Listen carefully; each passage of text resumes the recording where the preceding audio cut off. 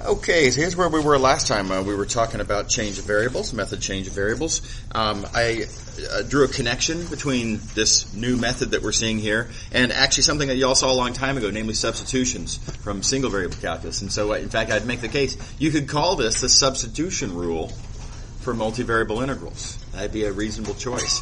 Or single variable calculus could call the substitution rule change of variables. I mean, it's really very much the same thing.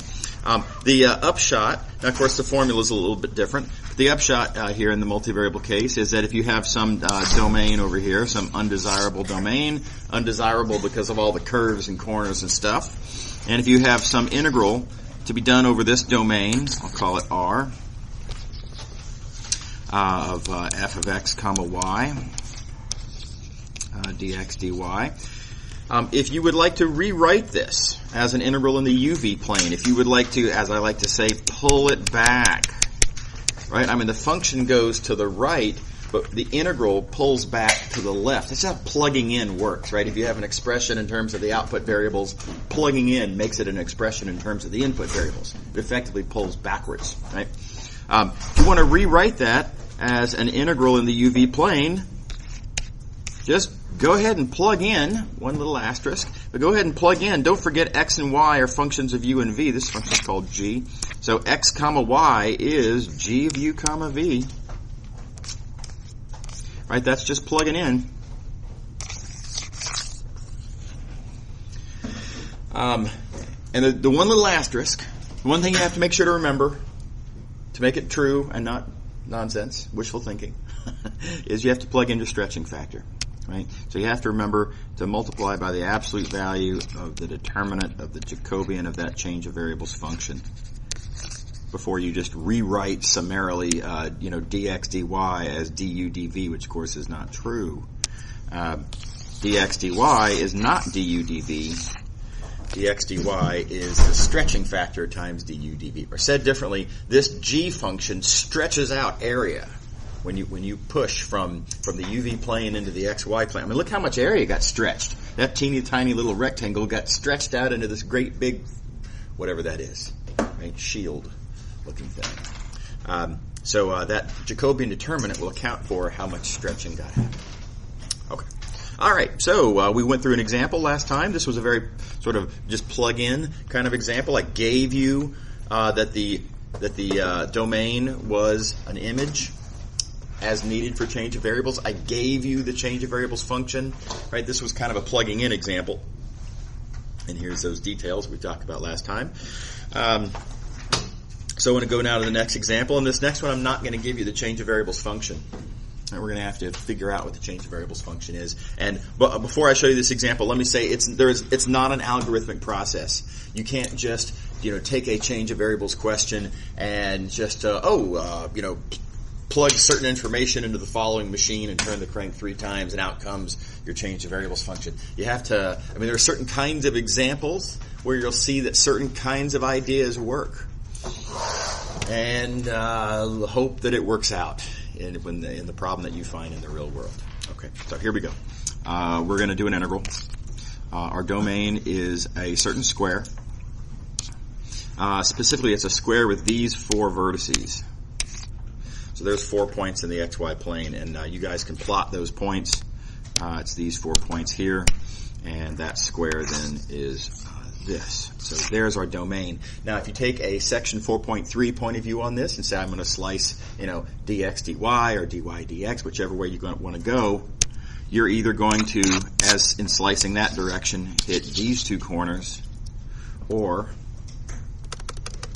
if you're slicing through this direction, you're going to hit these 2 corners. So you're going to have 3 integrals to work out if you do this the old-fashioned way.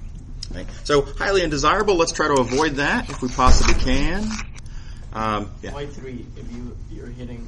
Well, so you hit each of 2 corners, and so 1, 2, 3. Yeah, totally. Yep. Right.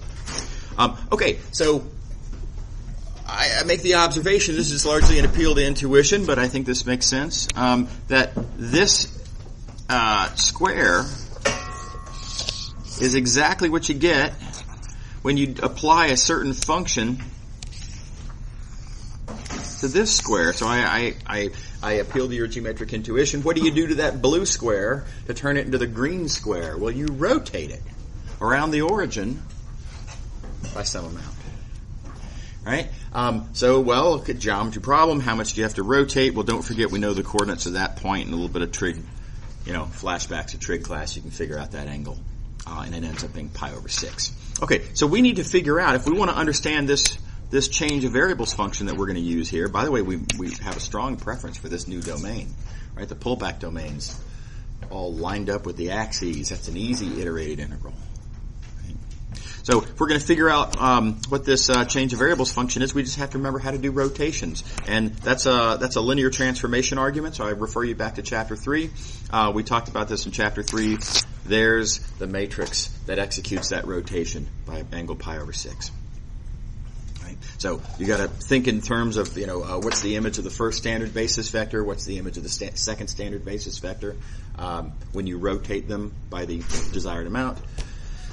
Trig, details, you guys. Okay.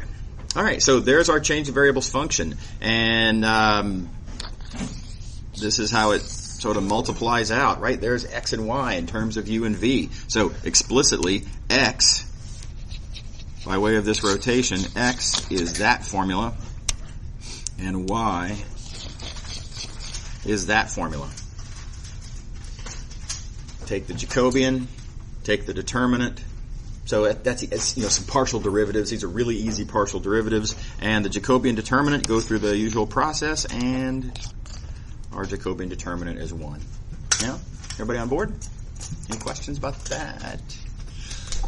I will make a quick side note here that this is a pretty believable stretching factor. I mean, just appeal to intuition. What happens? How much does area get stretched when you just turn something? Right? Well, there's no stretch. We're not magnifying. We're not doing anything weird. We're not twisting. It's just a rotation. It's what we call a rigid motion. And rigid motions shouldn't stretch things out. They preserve area. Okay, so believable. Nevertheless, while I think it's a great idea, and I want to encourage you guys to, when you're working problems like this, to kind of be on the lookout. And if you see that your function is a rigid motion, then you can use your intuition as a check on yourself, right? But you do need to actually do the computation, right? Unless the problem says otherwise, I do want to see that computation there. Okay. All right. So we can plug in. Right, so here we go. Here's our dx dy. We rewrite that as stretching factor times du dv. The stretching factor is 1. That's nice. It just goes away. Let's see. What is x? This x here, remember, is that thing. So there's that's what we plug in for x. So x squared becomes that thing squared. And likewise, y is this. So x squared plus y squared becomes all that algebra, which if you multiply it out and collect terms, etc., turns into, very conveniently, just u squared plus v squared. And so it worked out really nicely that this integral that we were scared of, because it was going to turn into 3 separate iterated integrals, has now turned into a really easy single iterated integral. Yeah? Pretty good? Okay, so we figured out our own change of variables function in this case. The trick in this case was to kind of take advantage of geometry. I mean, it's just easy to see that our original domain is a rotation of a nicer domain. Okay, here's another example. This example, again, is kind of specific. Not all examples you'll see will be like this, but examples like this do come up pretty significantly. In fact, let me confess where I got this example from. I got this example from a memory of thermodynamics class when I was an undergraduate physics major. And when you're doing thermodynamics and studying something called the Carnot cycle, this domain, or something actually not quite exactly this, but something very similar to this domain, is a very important domain for a certain integral that has to be to compute the efficiency of the Carnot cycle. Anyway, there's a real thing. This is not some arbitrary, manufactured, made-up nonsense thing that has nothing to do with the real world. This is a very physically relevant example that I'm about to show you. All right. So here we go. Our domain is defined in a weird way. Our domain is defined by 4 curves, 2 of which are x, y equals a couple of different constants. The other 2 of which are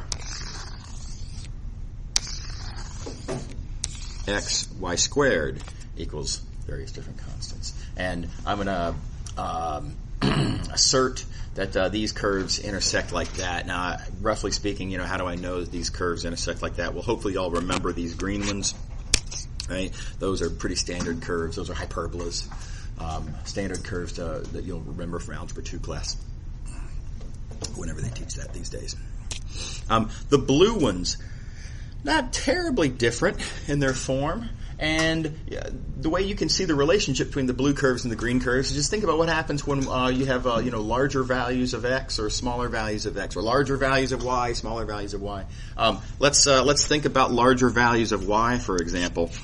When y gets large, well, in the green curves, when y gets large, x gets small. But with the blue curves, when y gets large, y squared gets huge, which means x gets really small, right? And that's why for large values of y, the blue curves have smaller values of x than the green curves. And then turn it around backwards, that's why it goes the other way on the other side.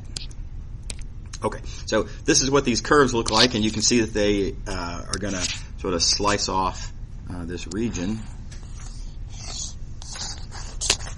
Region like that, and how we do an integral on this region. Well, for one thing, when we slice this up sort of naively, dx dy or dy dx, again, you hit corners. Annoying. Okay. All right, so what are we going to do? Here's the trick. What we're going to do is we're going to use these functions that are part of the definition of the domain to motivate a function going the other direction. Right now, the previous examples we've done, we've thought of x and y as being functions of u and v, and we do pullbacks through the change of variables function. Okay, here the function's going the wrong way. But nevertheless, I can write this down. I can write, u and v as functions of x and y. It's real easy to write down. Now, could I turn that around? Could I solve for x and y in terms of u and v? Yeah, I mean, I could in this case, but that's not the purpose of this example. My purpose in this example is to show you how to deal with it if the function does go backwards. Maybe you can't solve for it going the other way, right? So we're going to leave this function going that way, and we're still going to try to use the ideas of change of variables. Okay. All right. So first, let's talk about what the new domain is going to be. The new domain is going to be, well, what does this turn into? Not where does it come from. Well, what does it turn into? Well, let's think about this. This curve right here, that curve has equation xy equals 10. xy is u. That means that curve has equation u equals 10. It's a straight line. Right. Likewise, this curve is u equals 6. And then similarly, these two curves are x squared y equals 5 and 7. So they are v equals 5 and 7, and so they are these two curves. And so with that in mind, I think you can see that this region that we're interested in turns into, very conveniently, this lovely little rectangle right there. Yeah? Is everybody on board with that? So this is why this is a great choice of how to generate a change of variables function. It goes the wrong way, but we've clearly, by construction, the way this has worked out, we've created an image that is a rectangle, which is super desirable. Now, in order for this to work, notice unavoidably it has to be the case that all these equations are something equals a constant. So you have to be looking at level sets of certain functions right? The functions that you use to make up your change of variables function have to be functions whose level sets are the bounds of the old domain that we want to get rid of, for it to be the case that these are constants here. In other words, in order to get a rectangle. Okay, so keep that in mind. Sometimes it might happen that the algebra of these equations isn't in that form. It might be, some function of x and y equals some other function of x and y. Well, take one term and move it over to the other side. Or do what you got to do to get something equals constant. Okay. All right. Now, what's our stretching factor? Well, we can just kind of naively compute our Jacobian determinant. Here it is. There's the Jacobian determinant, xy squared. But awkwardly, now we do have to recognize that's the Jacobian determinant of our function that goes that way. And the Jacobian determinant, what that does is that computes how much does that function stretch things out. So because this is going the wrong way, what that stretching factor is how much you multiply by xy area to get uv area. It's the backwards of what we want it to be. Right, so that Jacobian determinant plays this role. It's not what you multiply by uv area to get xy area. It's what you multiply by xy area to get uv area. Yeah? So it's not what we're interested in. That's not. We want to know how to solve for xy area. This is the thing we are actually interested in right there. That guy. Not that one. Good news, it's easy to solve for it. Just divide that stretching factor over and you're good to go. Yeah? Everybody happy? Okay, so the idea then is that if your change of variables function is going the wrong direction, just divide by it instead of multiplying by it. In other words, here's a different way to say it. You could think of it as it's not a stretching factor, it's a squishing factor, if that appeals, perhaps, more than the other. Okay. All right, and then it's all plug and chug. Now, we are trying to take an xy integral and turn that into a uv integral, so I want to rewrite x's and y's in terms of u's and v's. Our stretching factor that we just got through computing is not in terms of u and v. So we have a little algebraic annoyance, and this is kind of unavoidably a consequence of the function going the wrong direction. In previous examples, with the function going the way we wanted it to go, stretching factors were computed in terms of the variables that we wanted it to be. So this never appeared in our previous examples. Here, function's going the wrong way, so this is written in terms of the wrong variable. So I've got to look back at my function, and I've got to figure out how to rewrite xy squared in terms of u and v. Now, you won't always get this lucky, right? It happened to be, in this case, that xy squared is exactly v. That's convenient. You won't always get that lucky. Sometimes you have to play around with it and start manipulating, what algebraic moves can you do to u and v in terms of x and y to produce the Jacobian determinant that you have. All right. And so that being said, remember, don't forget your squishing factor when you're going the backwards direction.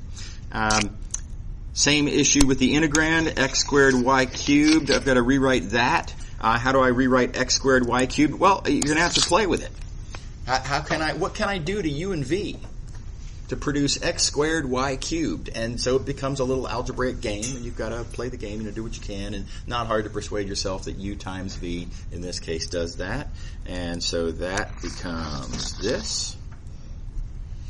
And as desired, we've turned an xy integral into a uv integral on a rectangle. And then iterated integral compute. Everybody happy? See how that works? Now there's a notational observation I want to make. I kind of skipped this notational bit last time. I think this is really useful, so let me flip back several pages here. Yeah, here we go. And we wrote down that our stretching factor is the Jacobian determinant. Right? And let's write that out That stretching factor is, okay, so let's see here, absolute value of determinant of, okay, the Jacobian. The Jacobian is the partial derivatives of the outputs, x and y, with respect to the inputs, u and v. So we're going to have xu, yu,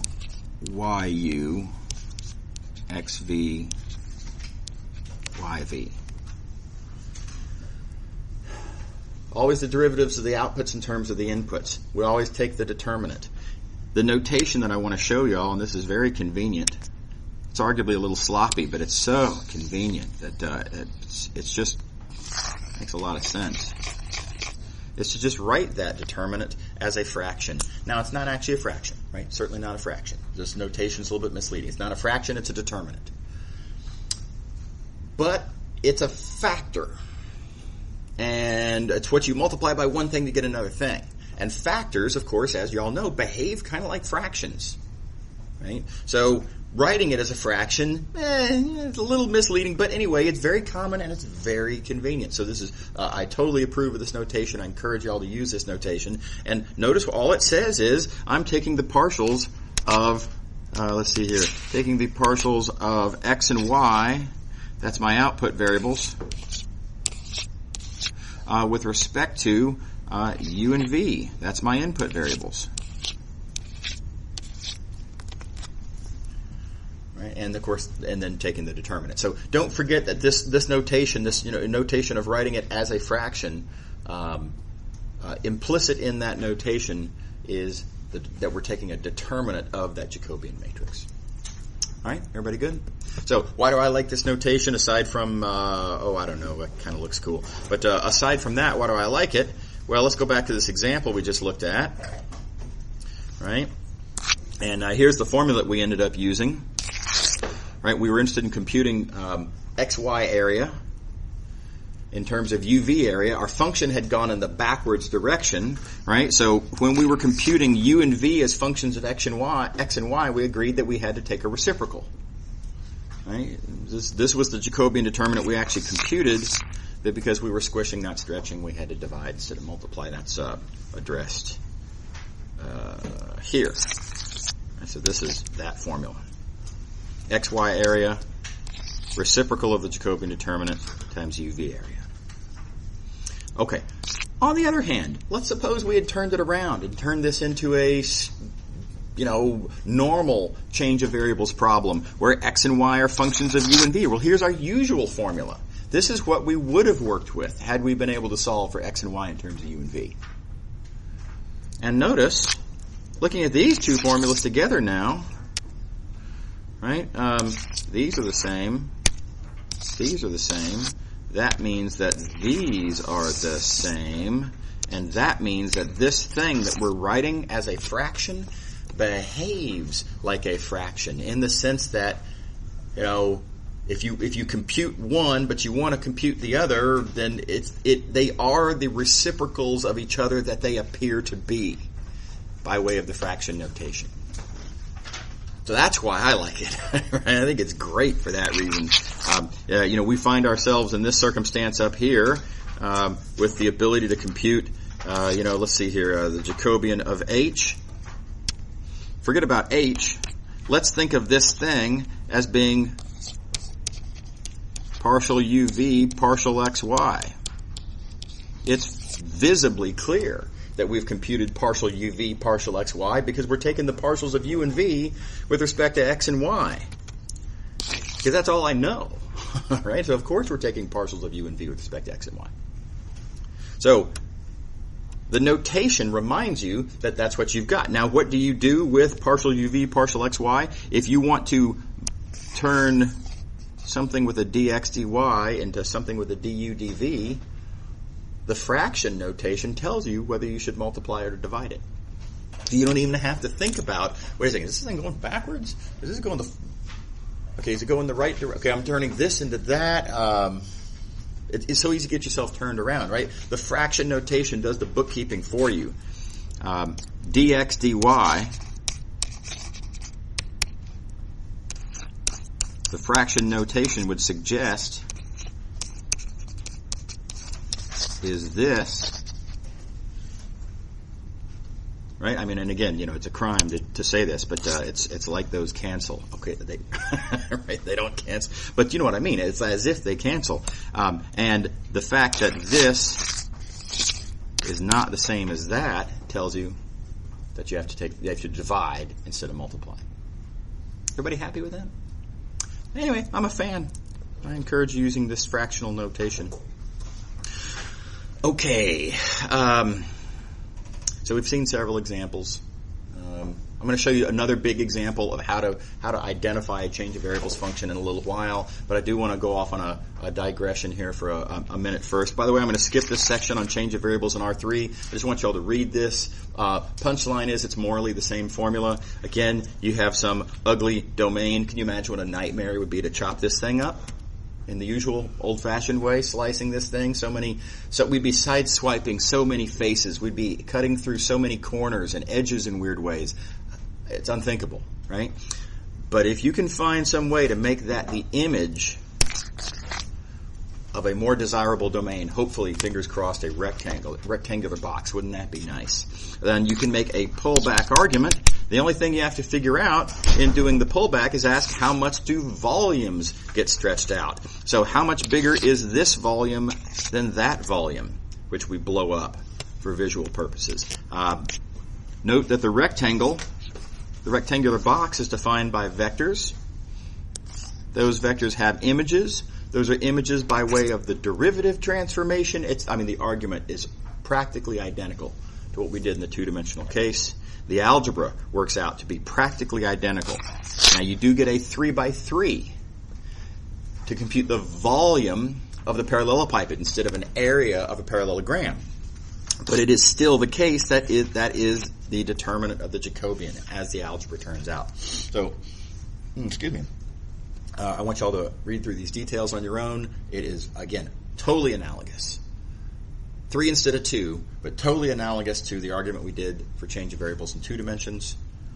Please go through this and make sense out of it. And again, same punchline. If you want to rewrite x, y, z in terms of as g of u, v, w, if you want to plug in and change one integral into another integral, go ahead. It's fine, no problem. Just don't forget that dx, dy, dz is not the same as du, dv, dw. Differentials, you can't just change the labels on the differentials, just willy-nilly, right? They are different. And so the stretching factor that accounts for that, same formula, absolute value of the Jacobian determinant. Okay. An example, I'll let you guys read. Okay, I want to go on and talk about symmetry theorems. These are wonderful theorems. These are going to save you loads of effort over time. This is one of the most powerful integration techniques that I know of in my experience. And I'll say more about that in a little while. First of all, I want to remind you of a fact from Calc 1. 1 or 2, depending on your course. But hopefully you all remember what an odd function is. F of negative x is negative f of x. So odd powers of x have this property, right? That's the name. And a neat fact, if you have an odd function as an integrand, and if you have a symmetric domain, namely if your domain is from negative a to a, right? So symmetric over the origin, integral 0. Y'all remember this fact? Neat fact. Very powerful. We just computed an integral without doing an antiderivative. That appeals, right? No work. Awesome. Okay. Well, it turns out that there is a 2-dimensional version of this, and there is a 3-dimensional version of this.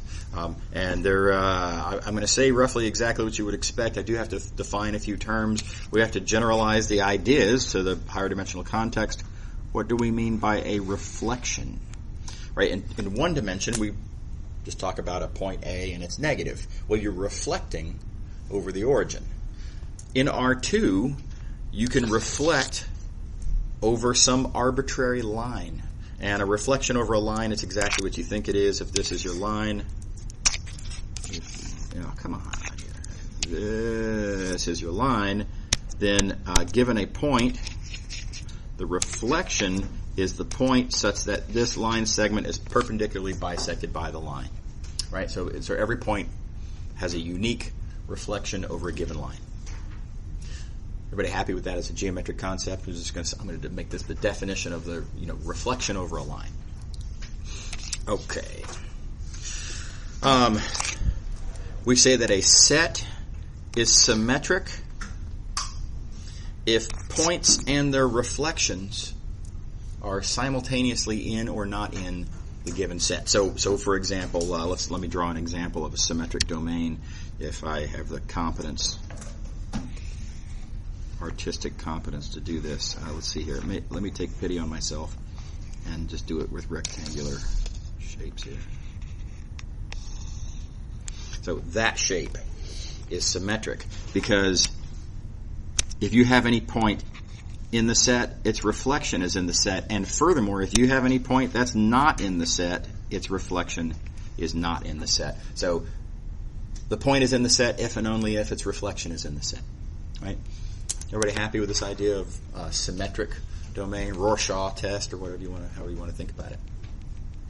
Okay. All right. Okay, next idea is kind of the analogous idea to oddness. We talk about a function having odd symmetry over the line. And analogous to the Calc 1 version of this, when you reflect the input point, we want to have a minus sign on the output value. So said differently, I want the value of the function here and the value of the function there to be negatives of each other.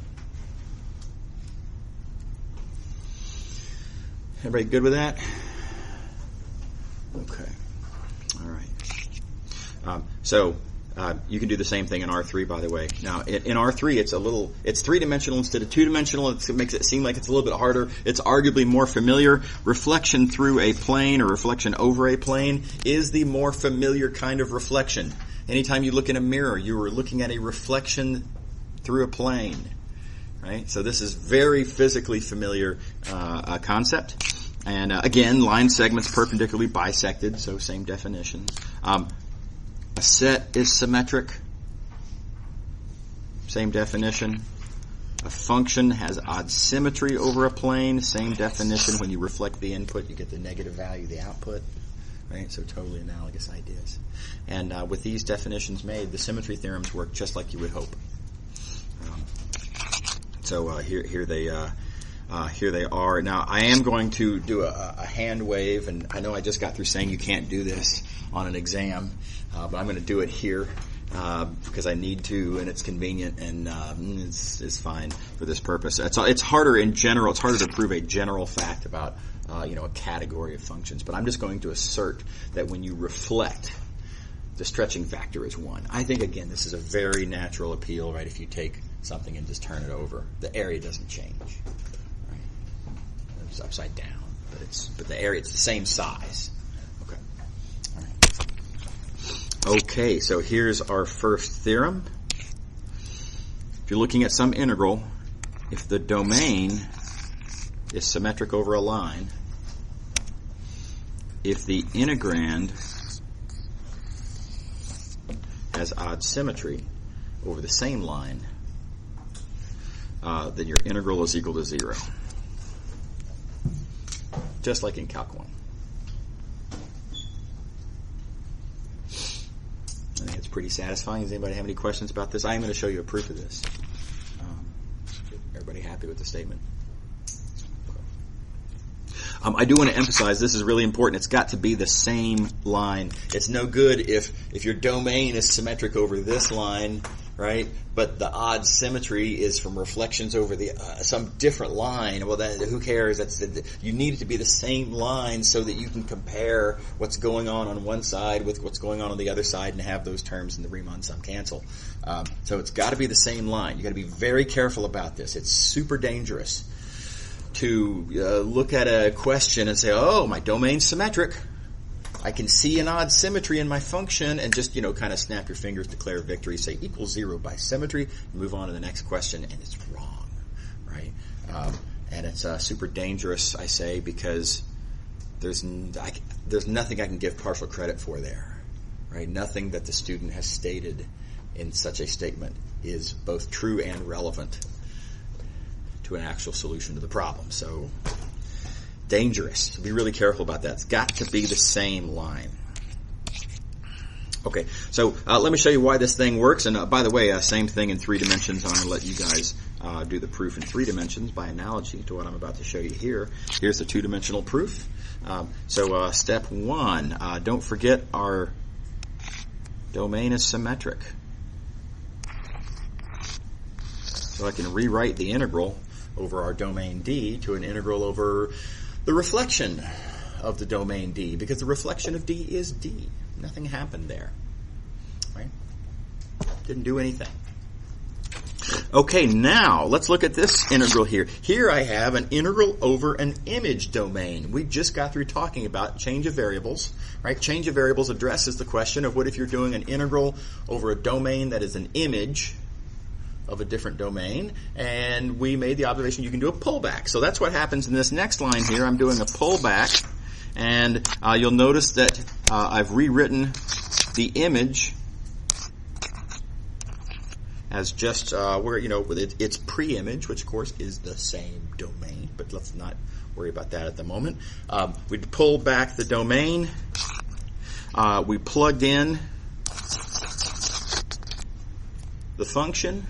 That's our, you know, x comma y is equal to g of u comma v. Of course, it's still, I mean, the reflection is just a reflection, right? Don't forget your stretching factor. And we've done a pullback. So here's our change of variables. Now here's where we use the oddness. The oddness comes in observing that f of a reflection is the negative of the value of the function. We stated a minute ago that reflections have stretching factor 1. And lo and behold, we have shown that this integral is its own negative, and therefore it's got to be 0. Right, so as desired. Everybody see what happened there? That's a pretty cool proof. So this is, by the way, this is why I include this section on symmetry in the section on change of variables, is because change of variables is ultimately what allowed this proof to work through.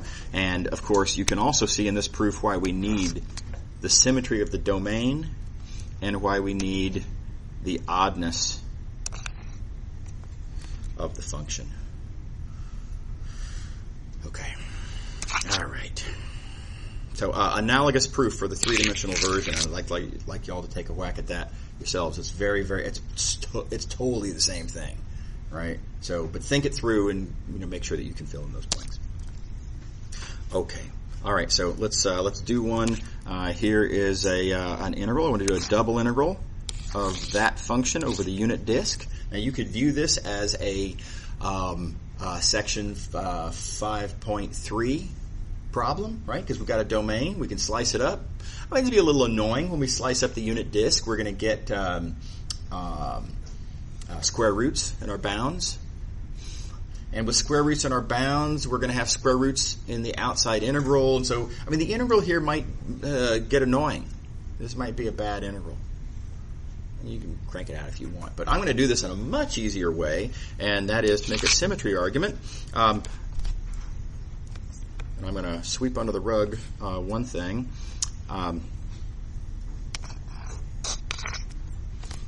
What line do we use as our line of symmetry? And I'm going to use the x-axis. So I claim that the function has odd symmetry over the x-axis. Now we got to think that through. These details are dangerous. You got to be very careful with them. If you get them backwards, again, nothing makes sense. So here's our domain in the xy plane. Here's some point x comma y. If I reflect over the x-axis, right here, let me do it like this. I'm going to reflect over the x-axis here. The reflection, I can write down a formula for what this reflection is. I mean, just look at the picture. It's got the same x-coordinate. The y-coordinate, because it's a reflection, is exactly the negative of the old y-coordinate. So x comma negative y. So there's our formula for our reflection.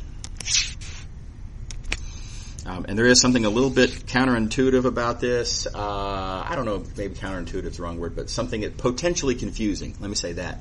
When you're reflecting over the x-axis, that puts a minus sign on the y-coordinate. Right? So you just got to remember that that's how that works out. Be careful with that. It's a very common mistake for students to make on an exam to say, hey, we're going to reflect over the x-axis, and they'll put a minus sign on the x-coordinate. Because that's just, I'm reflecting x or something as the sloppy reasoning goes. So everybody see why that's not the case? Everybody see why it's the y-coordinate? Okay, so now in order to test that this function has odd symmetry, so my assertion is that f has odd symmetry, keep in mind what I've got to do is I've got to plug in the reflection into the function and confirm that I get exactly the negative of the value of the function before the reflection. And that's just a matter of algebra. You notice that when you plug in x comma negative y, you get this minus sign, you might say. This minus sign there, that comes from the reflection. That minus sign gets cubed, and the cube of a negative 1 is still a negative 1, and thus the minus sign that we needed. Yeah? Everybody happy? Yeah?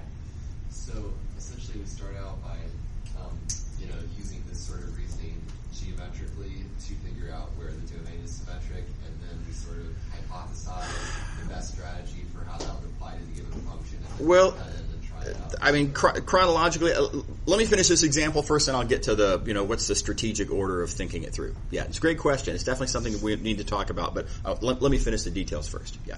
Okay. So we've got that the function is odd. Now, our domain is clearly symmetric. The unit disk in the xy plane is clearly symmetric over the x-axis. And so, by symmetry, the integral is equal to 0. Okay, so to your question, how did we think this? I mean, what was how did I know to try the x-axis?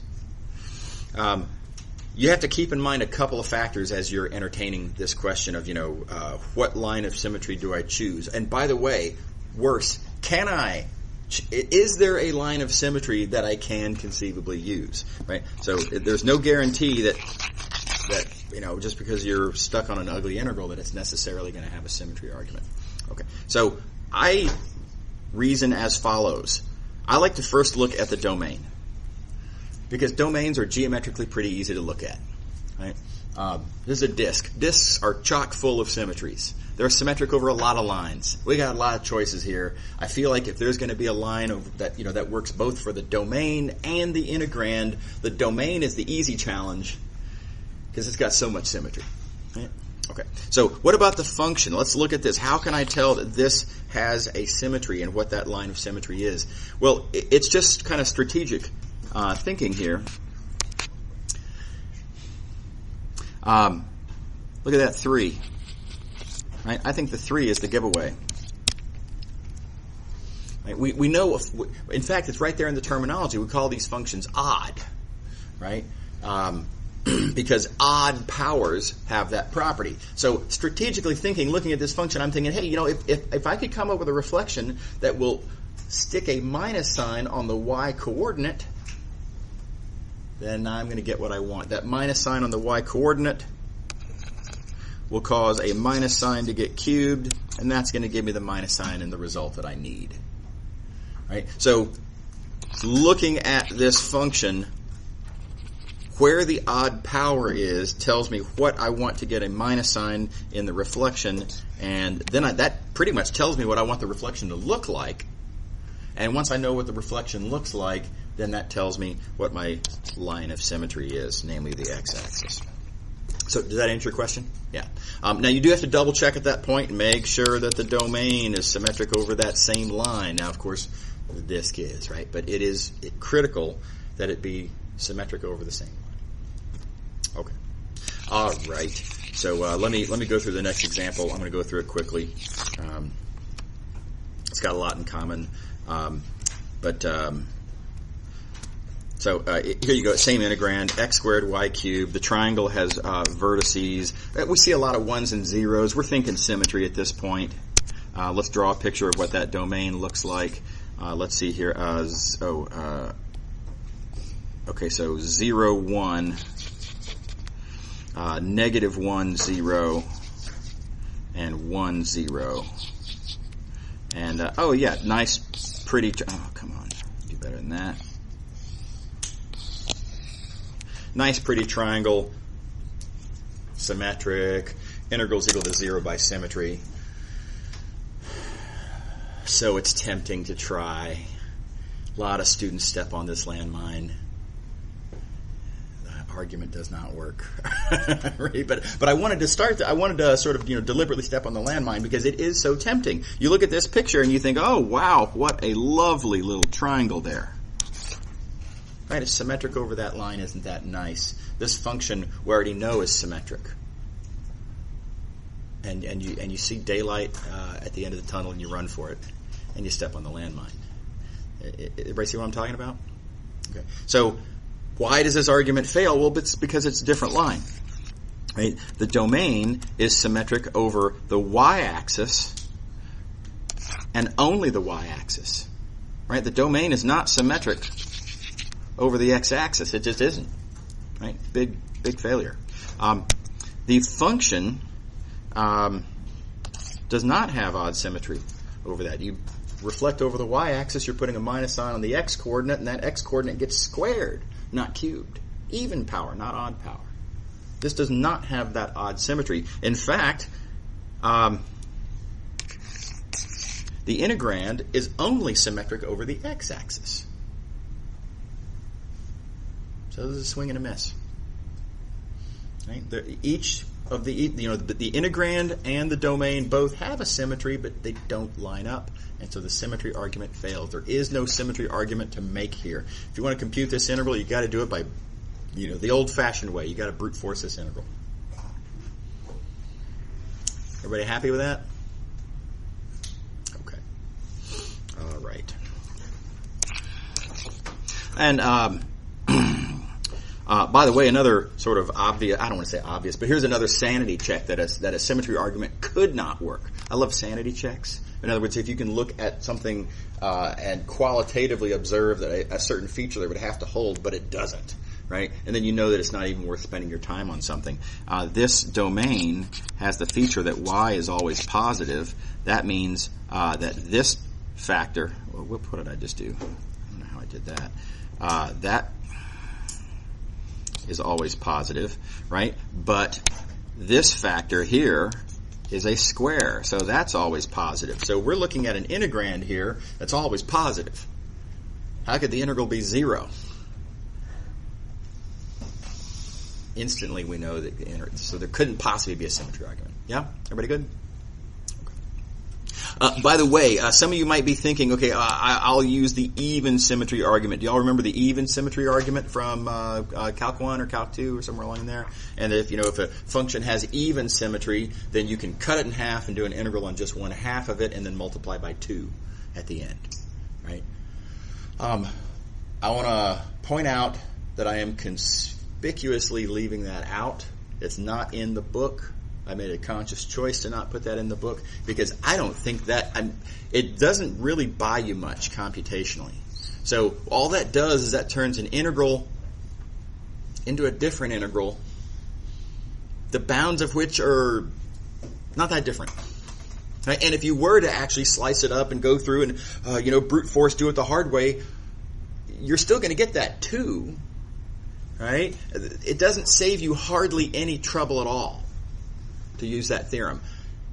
So why don't I show it to you anyway? If it saves you a little bit of trouble, why am I not giving it to you? The reason I'm not giving it to you is because even though, I grant that it does give you a little bit of savings of effort, it exposes you to a very significant risk of, oh gosh, what if I thought the function was even, but it's not, right? And the risk that you might inadvertently apply this theorem when it doesn't apply, and therefore get an answer that's catastrophically wrong, is much more, I think, than the potential gains of saving yourself a minuscule little bit of algebraic trouble. Right. So anyway, so that's not that method is not part of the course. I mean, look, it is a true result, and outside of this course, you're welcome to use it if you want to, but I wouldn't encourage it. All right. Does everybody see what I'm talking about? Okay. All right. So let me tell you about my own experience with these theorems. These theorems in 2 and 3 dimensions were tremendously important to me as an undergraduate. As I've told you before, I did a double major in math and physics. My second major of physics, I did a lot of integrals. Wow, lots and lots of integrals. So many integrals. And looking back on it, just kind of estimating back of the envelope, right? This is not, I don't have any numbers on this, but my estimate is about 20% of the integrals that I was exposed to in my physics major were 0 by symmetry. That's 1 in 5, right? My physics major was like 8 or 9 courses. I got like 1.5 courses worth of integrals done with one theorem. Right? That saved me a course and a half of effort. That's tremendous, right? So, big deal. I'm a big fan, and I encourage you to be on the lookout for these things. And so, I hope you'll make big use of them. That said, they are so useful, they come up so often that another personal story, I came up with a strategy for my physics tests. And that is if I was running out of time and I didn't have time to work out this integral, a great big nasty integral in a quantum mechanics exam, and great big monster, I've got 30 seconds, integral equals 0 by symmetry, and then I turn in my paper. And about 1 time in 5, I was right. Right? So that was effective. So now I'm not going to say I'm the first person to invent that strategy, but I did come up with it on my own. Being a co-inventor of that strategy, right? I understand how it works. And now let me, remind you that this course is, it's not a question of whether you get the right answer. It's a question about whether you demonstrate proper understanding of ideas, and you can see where I'm going with this. If you have an integral on one of my tests, and if you say, integral equals 0 by symmetry, even if you're right, I can't give you full credit, right? Here's what I require. Right? So I love symmetry arguments. I encourage symmetry arguments. I want you to do it. But you do have to fill in some blanks. You have to tell me what is the line that you're invoking symmetry over. I need to know what that line is. You need to tell me what the formula is for reflection over that line. Right? And I need to see your computation in which you show that the integrand has odd symmetry. Now, of course, it also needs to be true that the domain has to be symmetric over that line. I don't need you to tell me that. You need to state that, but you don't have to prove it. I want to see an algebraic proof that the function has odd symmetry. I'm willing to accept that it's geometrically obvious that the domain has the required symmetry. Yeah? Everybody see what I'm saying there? So you can just say domain is symmetric. No further additional elaboration required. Okay, but I do need to see that algebra there. And by the way, these things come up. I mean, no joke. So be on the lookout. Oh, last comment I want to make about this before I go on. And there's a couple more examples. I'm going to let you guys read these last examples. I think they're really good ones. But anyway, it's details. There's a bunch of integrals here in this in the exercises at the end of this section, and some of them are susceptible to a symmetry argument. And I'm not going to tell you which ones.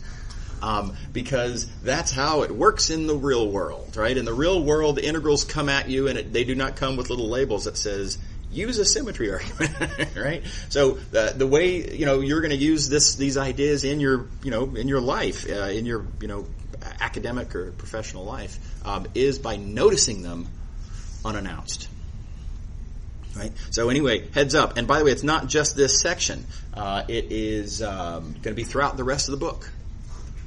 Right. Now, there will be some cases when I will say hint, or maybe if it's a specific to the nature of the question that I want to guide you through something related to symmetry, that I might insist use a symmetry argument, blah blah blah. Right. but it'll happen on plenty of occasions throughout the rest of the book in the exercises and on exams, of course, that an integral might be susceptible to a symmetry argument, and it will not be announced, and you've got to be heads up and on the lookout for it. Yeah?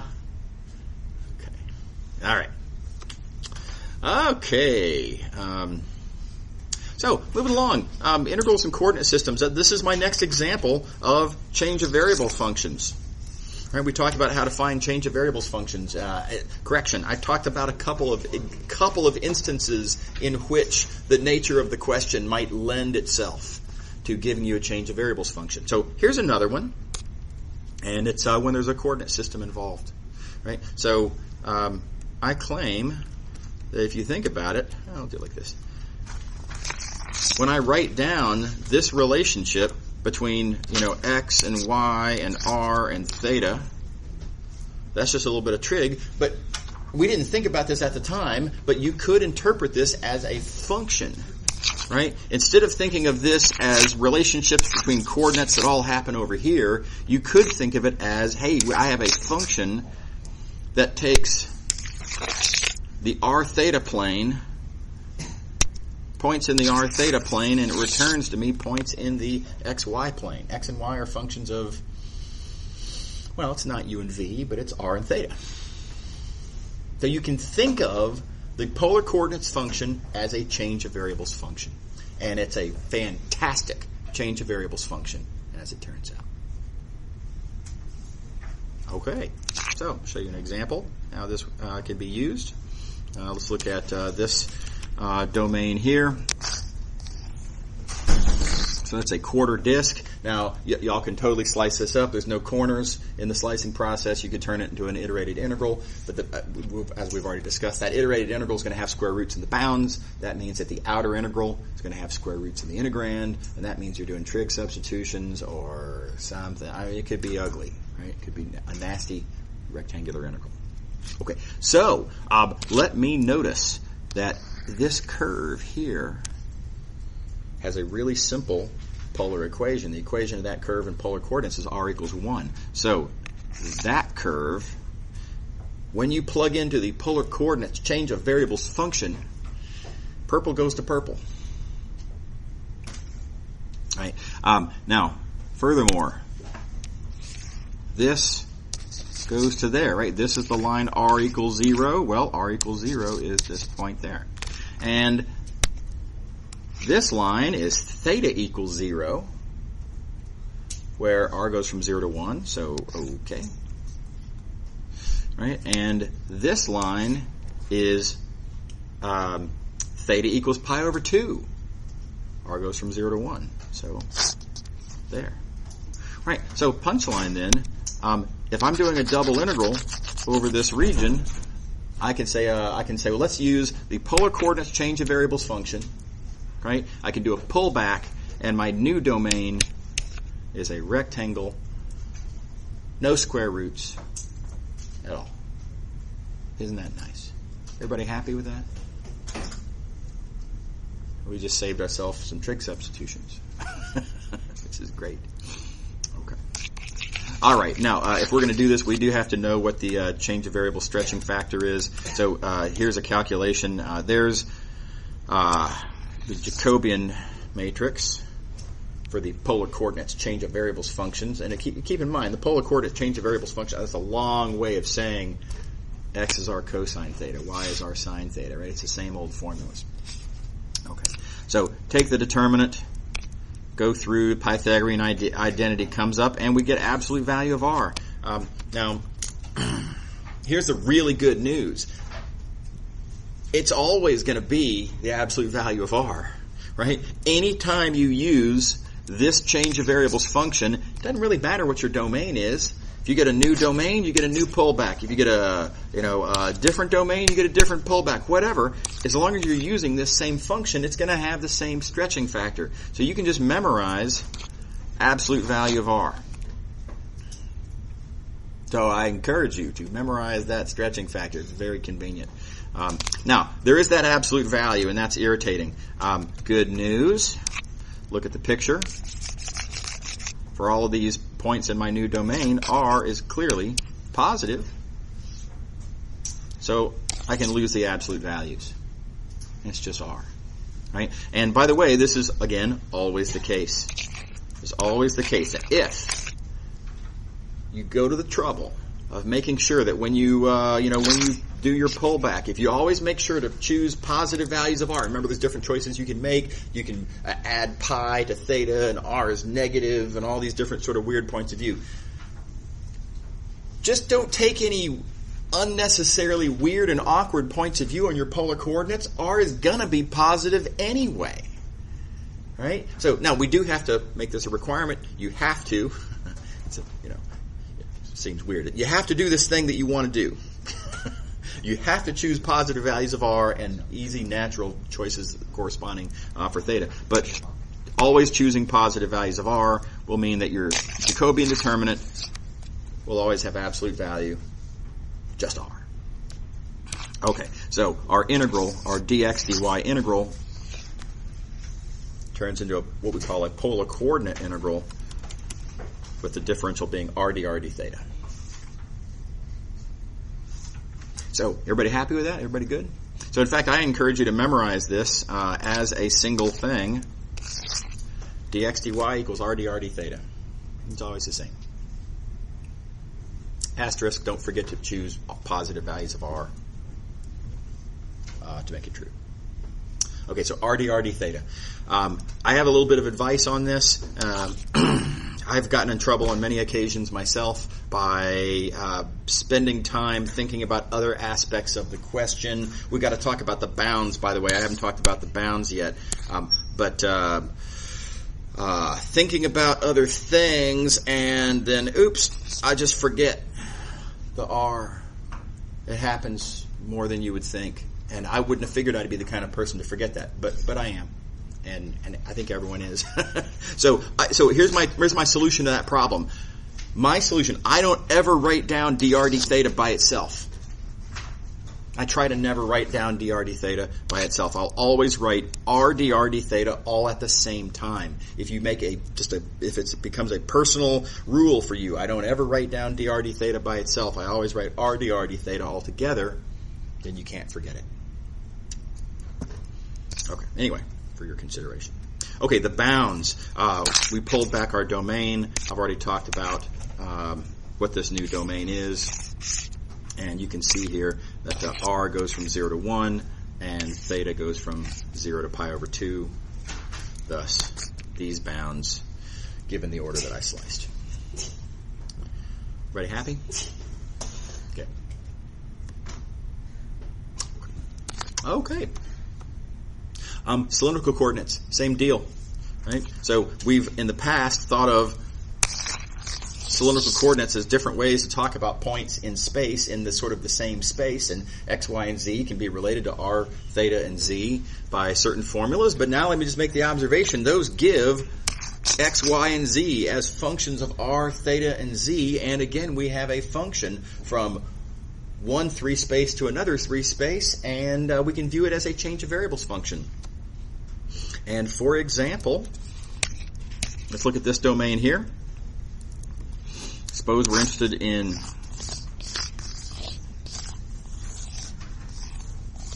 what is that, a half cylinder, right? Kind of cut long ways. Suppose that's our domain. Think about slicing this up in rectangular coordinates. We're going to be, one way or another, we're going to be slicing circles, and we're going to have square roots on our bounds, and this could be unfortunate, right? So, undesirable. But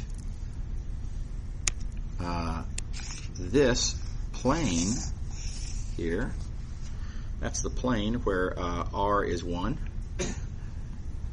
And in cylindrical coordinates, that's this surface. Okay. And let's see here. We can start looking at, let's do this one. So this is where R is equal to 0, different values of Z. So that becomes the z-axis there, that part of the z-axis. And now let's start thinking about different planes. Let's look at this one here. That plane, that's where theta is equal to 0, basically between the yellow and the purple. And now let's, push forward a little bit. What about that plane? That's where theta is equal to a different, slightly larger angle, again, between the yellow and the purple.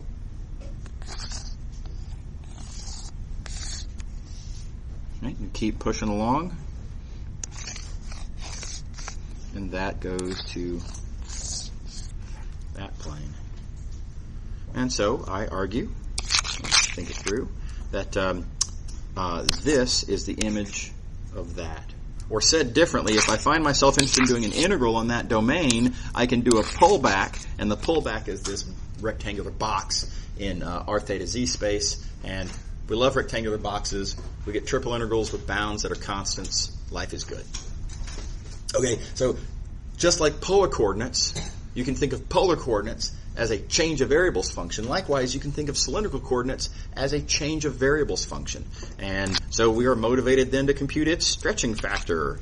And so again, you have a 3x3 determinant to compute its stretching factor. There's a certain amount of algebra. It's not that bad because there's lots of zeros in there. But anyway, go through and do that computation. You get absolute value of R. Again, now let's just go ahead and choose to do what we would love to do anyway. Right? We don't have to. We get to.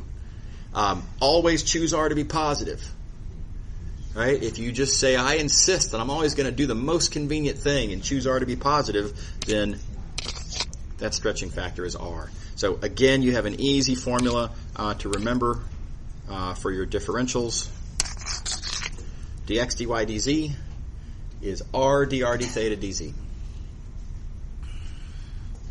Okay. And don't forget the R. It is, again, so easy to forget that R. Everybody happy with that? It's going to come as no shock, I hope. But spherical coordinates, too. All right, so now again, in spherical coordinates, we were thinking in spherical coordinates of that's just kind of different ways of keeping track of points in 3 space. You can talk about their XYZ coordinates. You can talk about their rho phi theta coordinates. But it's all just, different ways of looking at points in the same space. But now let's just choose to recognize that those formulas give x, y, z as functions of rho phi theta, and therefore give me a function from R3 to R3. And I can choose to view this as a change of variables function. And this ends up being, again, hopefully no surprise, but a really convenient change of variables function. Here's a geometric example. Suppose you're interested in doing an integral over a half ball. Right, this half ball. Okay, well, this sort of dome, if you will, is rho equals 1, which looks really easy in spherical coordinates. Right? It's a plane in the rho phi theta world. And then let's see here, how are we going to think through the rest of this? Let's look at. Okay, let's do it like this. What's going on with that plane right there? That's the plane where theta equals 0. There it is. Theta equals 0. Now we could break that down. Theta equals 0. Where theta is equal to 0, there's where phi is equal to 0. That's that. Here's increasing values, increasing constant values of phi. Right? And then it keeps going until you get to pi over 2. And there's where phi is equal to pi over 2. And no surprise, as theta increases, it just kind of takes us around the z-axis. Everybody happy with that? Okay. So the pullback of this half ball is a rectangular box. So again, we're motivated to say, hey, cool, let's use spherical coordinates as a change of variables function. Need to know what the stretching factor is. Here's a calculation that everybody should do once in their lives. I did it several years ago, as in when I was y'all's age. Here's the Jacobian matrix for the spherical coordinates function. All right? So, look, there's a bunch of trig in there. It's not as bad as it looks, though. It's 9 partial derivatives. Just look through and confirm and make sure that you get how those 9 partial derivatives are what I have here. And then again, don't be freaked out by this, but compute that determinant. Right? It looks scary. But some great algebraic good fortune comes up. There's I can't remember if it's, I want to say there's 3 instances where Pythagorean identities come up and significant amount of trig collapses into 1. Right? So anyway, you can kind of see that has to have been the case, because look how easy the formula is here. It's rho squared sine phi is that determinant. Okay. All right. Now a lot of go ahead. Sorry, just very simple. Yep. Now that we know these 3 things, do you want us to show it every time? No. That's the beautiful thing about it, is that you are welcome, unless the problem. I think on a midterm exam some years ago, I asked students to prove this formula. Okay. In which case you have to go through the algebra. Right. But if you choose on your own free will to use spherical coordinates for some integral, you can just cite this. Mm-hmm. Absolutely. Otherwise, it wouldn't be a useful method. Right.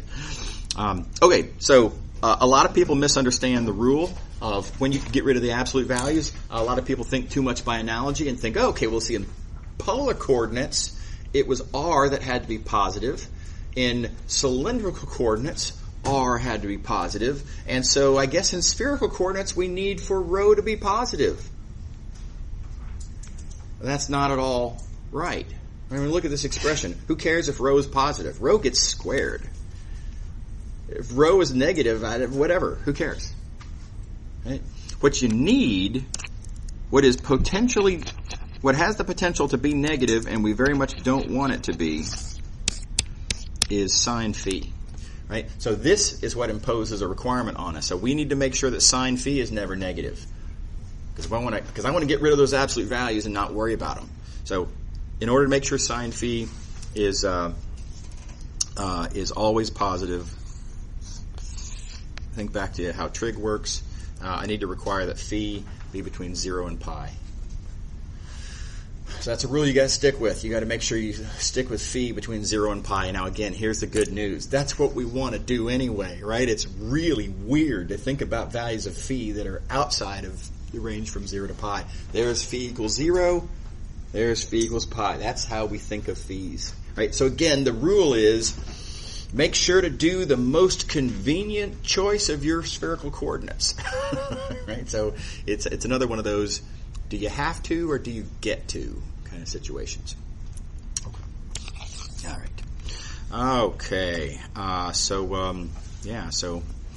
dx dy, dx dy dz, stretching factor d rho d phi d theta, rho squared sine phi d rho d phi d theta. And again, I encourage you to memorize this as a single thing. Rho squared sine phi d rho d phi d theta. Say it and write it all at once, so you won't forget it. I can't tell you how often it happens. It's so common. Even though I make a big deal out of it every semester, right? There will be a certain number of students who will inadvertently forget to put in rho squared sine phi. Okay. All right. Okay, so the big punchline of what we've done so far is you can use coordinate systems as change of variables functions, right? And to very powerful effect. We can avoid lots of square roots that we would otherwise see. So what I want to do now is talk about sort of a different way to think about it. Let's go back to polar coordinates, and we talked about this example here. And take this domain, and you can pull it back to this domain, and this domain is a rectangle. And how we proceeded at the time was, well, that's a rectangle, so theta starts at 0 and ends at pi over 2. And then for a given value of theta, r starts at 0 and r ends at 1. And that's our usual rectangular slicing process. Okay, fine. So the observation I want to make is that we don't actually need to draw this picture at all. I mean, let me rephrase my statement. I definitely want to do change of variables. Right? The change of variables is really convenient here. It's just that I don't need to draw the picture of the new domain. So I claim, in other words, that everything that I need to know from this new domain I can see in the original picture. So here we go. This business about theta starts at 0. Well, that value of theta I can see on what I'm going to call that theta slice. And as I continue to slice, as I continue to make increasing values of theta, I just get different theta slices that I can see perfectly well on this picture. You just have to interpret appropriately what does it look like in the XY plane when you're making a theta slice. And so this is what theta slices look like. Theta slices are lines in the XY plane where theta is constant. So I don't really need to draw that. Right? Now, likewise, on a particular value of theta, once you pick a value of theta, okay, well, there we go. Pick a value of theta. This point gives me r equals 0. Okay, well, yeah, but that point's right here where I can totally see r is equal to 0. Right? And likewise, that point comes from there where I can totally see r is equal to 1. So, my suggestion is, and this is what we talk about when we say we're going to do an integral in polar coordinates, it's understood that we're using a change of variables, thus the stretching factor and everything. And yeah, this is here, but don't bother drawing it. Just focus your attention on this picture and think, okay, well, and in polar coordinates, theta. I can't zoom. My program doesn't do that. Oh gosh. Theta starts at 0 and ends at pi over 2, and then for a given value of theta, r starts at 0 and r ends at 1. Everything, therefore, on this picture. Okay, and I'm sorry I went a minute over, so we'll call it a day there, pick up here next time, and see you later. Oh, and of course I do have I have homeworks to return, and I need to check attendance.